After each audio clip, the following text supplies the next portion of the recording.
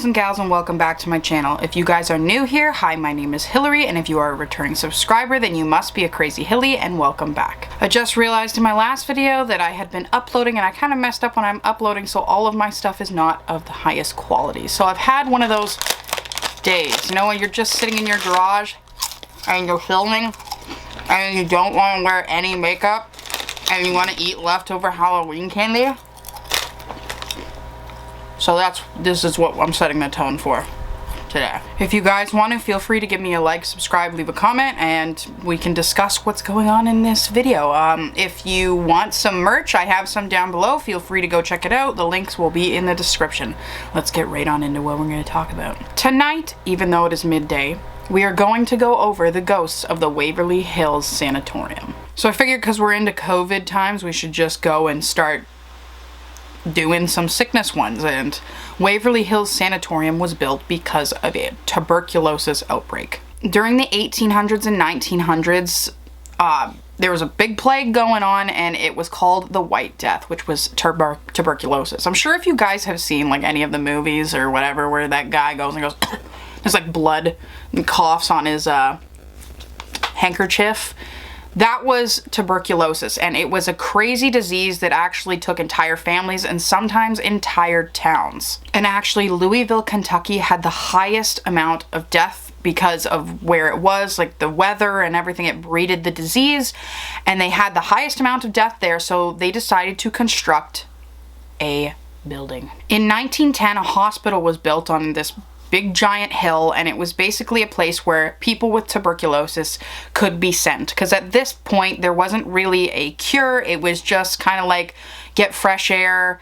And so they built a hospital. At first it was very small, and then they added on to it, and it was more to send the people that were sick over there, and they were kind of quarantined from the rest of society, because like if you have tuberculosis, you're probably giving it to other people. So at this point, if you had it, you got sent there. The new structure known as Waverly Hills was created in about 1926, and it was a giant bat-winged hospital. It was supposed to be the best hospital that you could go to if you had tuberculosis. Although this place was supposed to be one of the best, you know, there wasn't really treatments, and a lot of the treatments that they had were kind of like not great.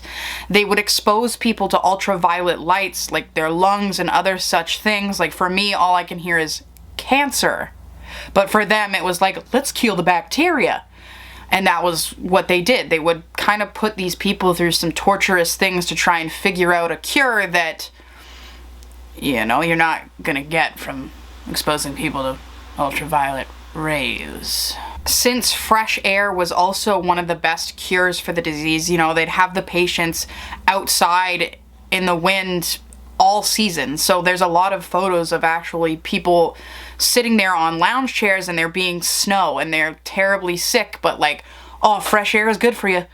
Not like you're gonna die of hypothermia or nothing. They would also do things like put balloons into people's lungs and expand them, and which, like, you know, that's not helping. You're not helping. You're a doctor, but that's not helping.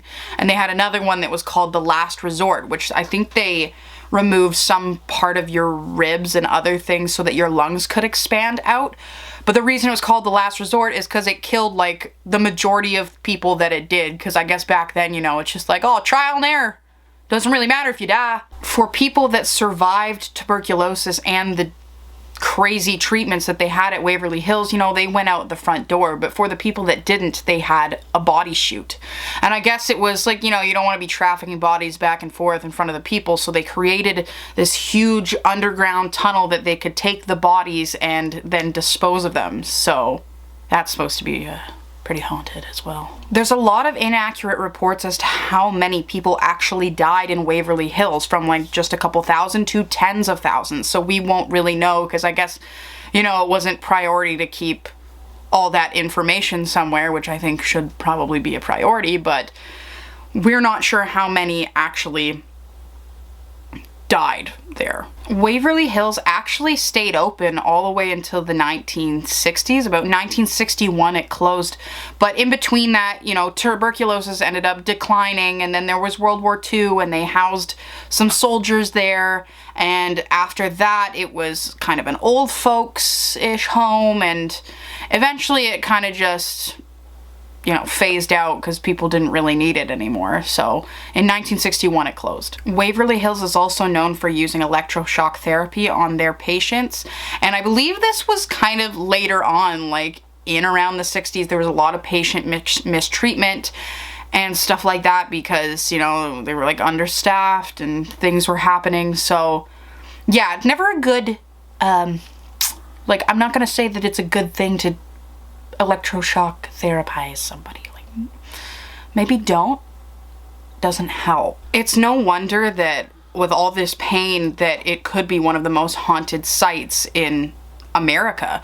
After the hospital kind of was left, somebody bought the land to try and turn it into like a minimal security prison, which that didn't turn out. And there was another guy that bought it who wanted to make it some sort of Jesus camp, and he was gonna build the biggest statue of Jesus, but I guess his donations fell short and that didn't happen either, so it kind of just sat.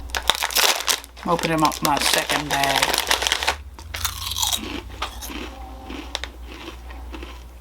By 2001, Waverly Hills Sanatorium had kind of fallen into like complete disrepair. Like, there was nobody there keeping it up.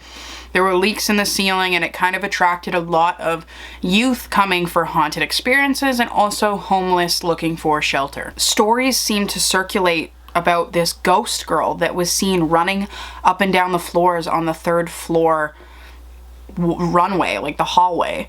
And these are where the stories kind of took off after all of these teenagers came in looking for spirits. There's other stories about a ghost boy who is seen with a leather ball, and a lot of people try to play ball with him. So I've actually seen a couple people go do this, and they throw a ball down, and sometimes it'll roll back and sometimes, you know, it won't. I think they did it on BuzzFeed Unsolved. I actually think they threw a ball straight down and it landed on the words Ryan, which was one of the investigators' names.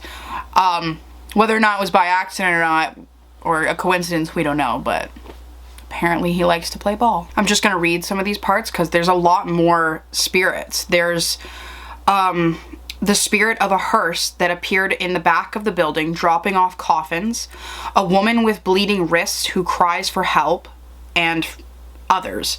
Visitors told of slamming doors, lights in the windows, as if the power was still running throughout the building, even though it isn't, and strange sounds and eerie footsteps in empty rooms.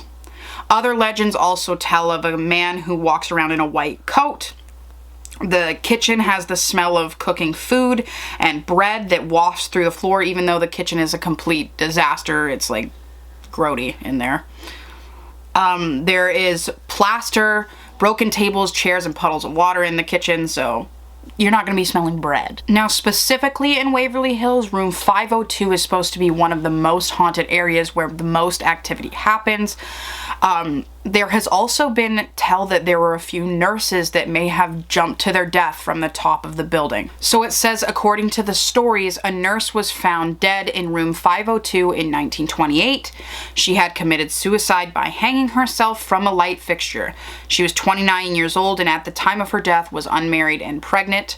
Her depression over the situation led to her taking her own life. It's unknown how long she may have been hanging in this room before her body was discovered, and this would not be the only tragedy to occur in connection to room 502. In 1932, another nurse actually jumped off the building and died, and it's not known how or why she did this. A lot of people speculate that she was pushed, but that's something that we just don't know. A lot of people have also claimed, you know, after all the hauntings and stuff, they did try to do a little bit of restoring work, and people have heard slamming doors, again, lights turning on and off, weird sounds that seem to come from nowhere, and they think with all this death that it must be the people that died of tuberculosis or possibly a botched doctor. Oh, I got a burp. Oh my god. Sorry guys, I'm okay. They think it could be like a botched medical thing that happened, and that is why it is so haunted. I believe this would be something that I would want to go check out for myself because, You know, you just have to experience it to believe it. There's only so much a story can go through before you're like, I gotta go check it out. And I believe that they do hold tours. I don't know what's going on with all this COVID stuff, but maybe someday I'll go there and I'll record it for you guys. I want to thank you guys for watching and being a part of the video. Feel free to leave a like, comment, and subscribe if you want to. It actually helps the channel out so much. Again, I got merch down below if you guys want to go check that out. And I actually made a Patreon, which it might be a little too early, but if anyone wants to do that, there's also a link down below. Thank you guys for watching, and I will see you guys next week. Bye.